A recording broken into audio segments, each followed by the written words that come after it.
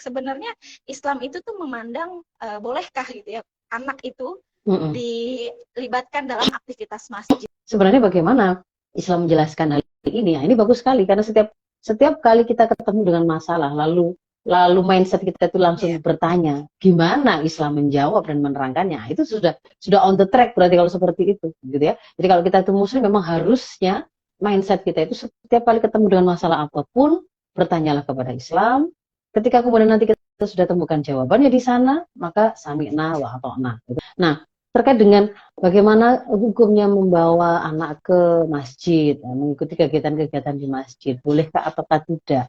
Ini ternyata kita kalau membuka referensi Sakofa dan fikih Islam, ternyata Rasul ada sangat banyak memberikan penjelasan atau pengalaman begitu ya, terkait dengan memberi kesempatan atau tidak anak itu ke masjid, bagaimana mereka berinteraksi dengan anak-anak itu di masjid ya.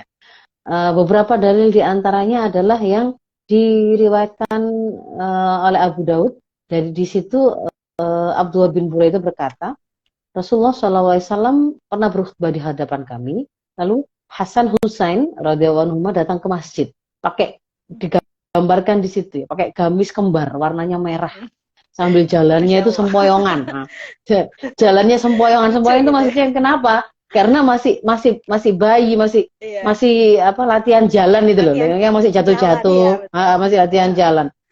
Rasul dari atas mimbar itu kemudian turun, menggendong dua cucunya tersebut, membawa naik ke mimbar, lalu beliau bersabda, beliau mengatakan, Maha benar Allah bahwa memang harta dan anak-anak itu adalah fitnah atau ujian. Aku melihat dua cucuku ini gitu ya, lihat dia berjalan sempoyongan jatuh-jatuh itu tidak sabar, lalu pengen menjemputnya dan diambilnya. Dan diceritakan dalam hadis itu, lalu Rasulullah setelah mengambil cucunya tadi itu melanjutkan khutbah beliau. Itu dalil yang pertama. Jadi ada kisah bahwa Hasan Husain di dalam masjid dan Rasul berinteraksi dengan dua cucunya tersebut. Lalu kalau di riwayat yang lain ada di hadis Bukhari Muslim, sahabat Abu Qatadah pernah melihat Rasulullah SAW menggendong Umamah bintu Al-As. Ini adalah putrinya Zainab bintu Rasulullah di pundak beliau. Jadi digendong gitu ya. Ketika beliau sholat, ketika ruku, ini Umamah tadi diletakkan di lantai. Lalu ketika bangun dari sujud, diambil lagi, digendong lagi.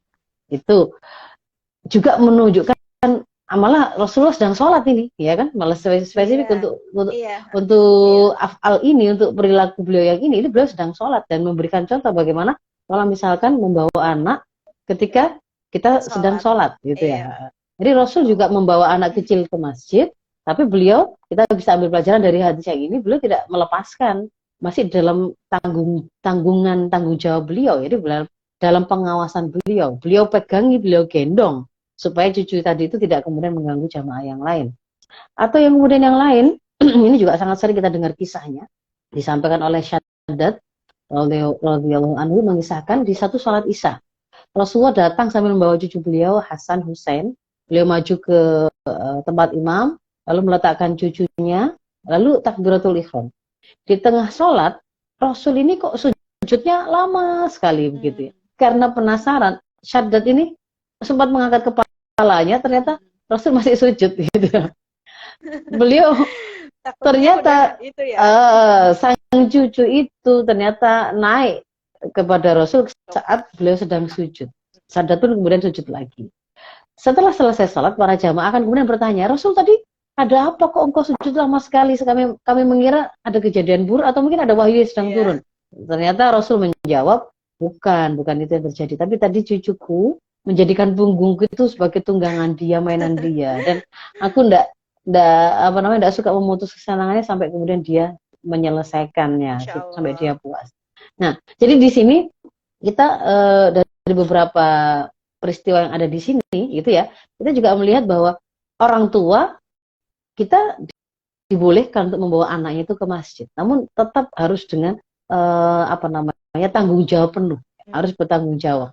Dia bertugas untuk kemudian mengkondisikan, memberikan pengertian pada anak, dan seterusnya. Dan itu dilakukan dengan kelembutan dan kesabaran. Yang lain lagi itu bisa kita juga cermati dari hadis yang lain. Nah, ini ada unsur emak-emaknya.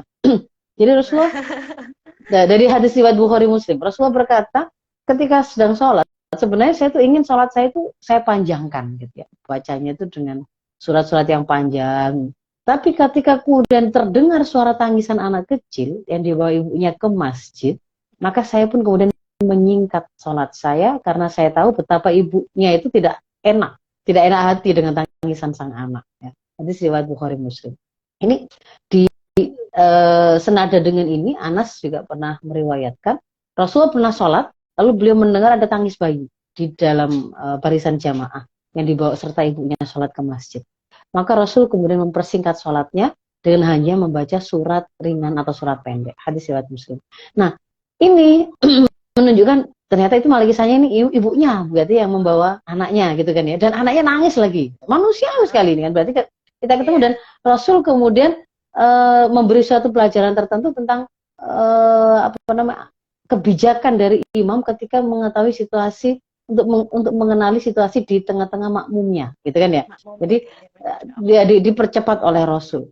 Nah, demikian pula mungkin di dalil yang lain itu adalah peristiwa atau kejadian di kalangan sahabat yang biasa kita pakai dalil itu untuk untuk ini loh, dalil untuk mengajarkan tentang puasa, bagaimana mengajarkan anak berpuasa itu kan ya. Jadi ada sahabat Nabi bernama Rabi ya. Pada satu pagi di hari Asyura, Rasul mengirim pesan ke kampung-kampung di sekitar kota Madinah yang bunyinya, barang siapa yang sudah memulai puasa dari pagi tadi, silakan selesaikan puasanya.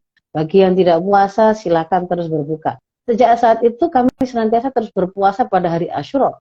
Demikian pula anak-anak kecil kami, gitu ya. Banyak ikutan puasa dengan kehendak Allah. Dan kami pun pergi ke masjid bersama anak-anak.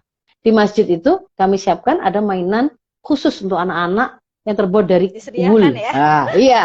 Kalau ada dari anak-anak itu, kalau ada dari anak-anak itu yang kemudian karena rasa lapar gitu terus nangis gitu ya, minta makan. Nah, kami pun beri dia mainan tadi untuk mengalihkan perhatiannya supaya dia teralihkan dari rasa laparnya. Nah, jadi ini dari beberapa yang sempat saya nukilkan tadi, kita bisa melihat bahwa secara hukum boleh begitu membawa anak ke masjid, berkegiatan di masjid. Tetapi ada catatannya. Ada catatan karena nanti harus kita gabungkan dengan penjelasan Islam terkait dengan masjid itu tempat orang beribadah, ada adab kita terhadap orang yang sholat. Orang sholat itu bahkan tidak boleh kita ganggu konsentrasinya dengan bacaan Quran kita yang terlalu keras misalkan. Bacaan Quran saja kalau kemudian itu mengganggu orang yang sedang sholat, kita pelankan. Nah, jangan sampai kemudian ini bukan sholat, ini tapi teriak-teriakan anak-anak kecil lari-lari. Tentu saja itu berarti sesuatu yang tidak diperbolehkan kan begitu. Apalagi kemudian tangisannya sampai membuat jamaah tidak bisa mendengar imamnya dan seterusnya. Itu sesuatu yang juga kemudian berarti harus kita pertimbangkan gitu ya. Itu kalau dari sisi boleh apa tidaknya gitu Mbak Gina.